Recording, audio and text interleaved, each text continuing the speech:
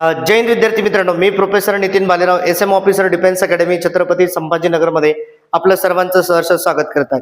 विद्यार्थी मित्रांनो, तुम्ही जर आपल्या चॅनलवरती नवीन असाल तर आपल्या चॅनलला सबस्क्राईब करायला विसरायचं नाहीये, जेणेकरून SPI GSPI NDA बद्दल नवीन नवीन अपडेट्स जे आहेत ते सगळ्यात अगोदर तुमच्यापर्यंत पोहोचतील. विद्यार्थी मित्रांनो बघा, आजचा जो व्हिडिओ आहे तो पार्ट नंबर 3 आहे आणि मिशन SPI एक्झाम 2026 आणि GSPI एक्झाम 2026. तर याच्यामध्ये मॅथमॅटिक्स इम्पॉर्टंट सब्जेक्ट आहे. तर मॅथमॅटिक्स मध्ये आपण काय करतोय की आपण एक सिरीज चालू केलेली आहे आणि त्या सिरीज मध्ये मी तुम्हाला दररोज किंवा तिसऱ्या चौथ्या दिवशी MCQs देत असतो की ते MCQs तुम्ही तुमच्या नोटबुक मध्ये लिहून घ्यायचे आहेत. तुमच्याकडे त्याचं कलेक्शन करून ठेवायचं आहे. मी या ठिकाणी डायरेक्ट फक्त तुम्हाला आन्सर सांगतो कारण वेळ या ठिकाणी कमी असतो.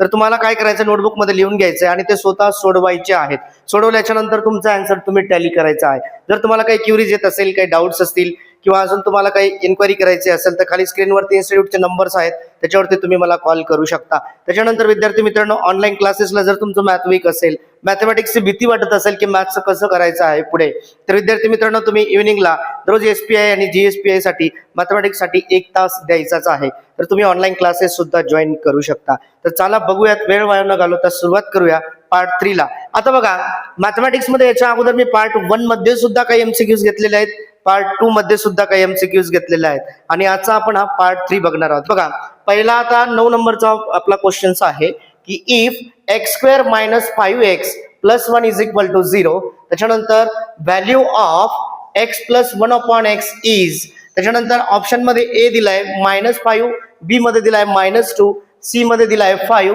D मध्ये दिलेला आहे 3. आता बघा, हे इक्वेशन दिलेलं आहे तर तुम्हाला याचा ऑप्शन विचारलेला आहे, याचं करेक्ट आन्सर काय असेल. तर याचं करेक्ट आन्सर जे आहे ते आहे ते करेक्ट आन्सर जे आहे ते आहे या ठिकाणी 5. त्याच्यानंतर MCQs नंबर 10 नंबरचा MCQs बघा, याच्या अगोदरचा पार्ट जर तुम्ही बघितला नसेल तर त्या पार्ट मध्ये मी दिलेला आहे. तर तुम्ही म्हणाल सर एकदम 10 नंबरचा MCQs कसा आला या ठिकाणी.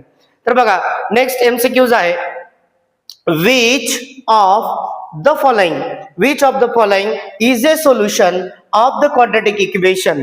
ओके, काय दिलंय क्वाड्रॅटिक इक्वेशन? 2x² + x - 6 = 0. काय असेल?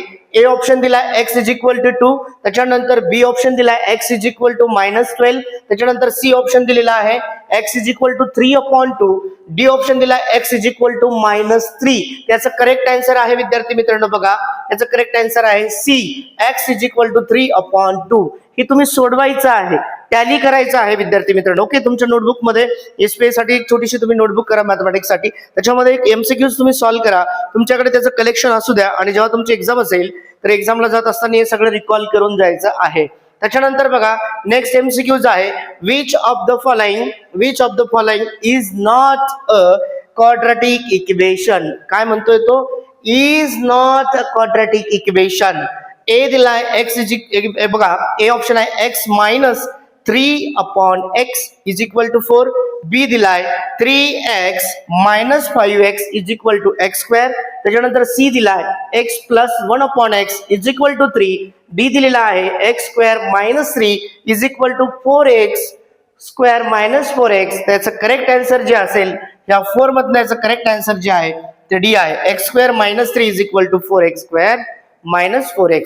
त्याच्यानंतर 12 नंबरचं बघा MCQs आहे the value of k for which equation 9x² + 8xk + x = 0 has equal roots is. A option दिलाय only 3, B ऑप्शन दिलाय only -3, C ऑप्शन दिलाय +-3, D ऑप्शन दिलेला आहे 9.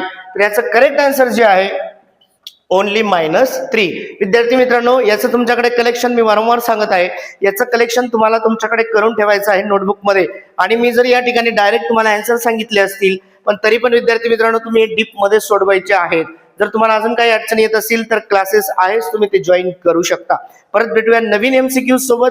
तोपर्यंत थँक्यू सो मच. जय हिंद.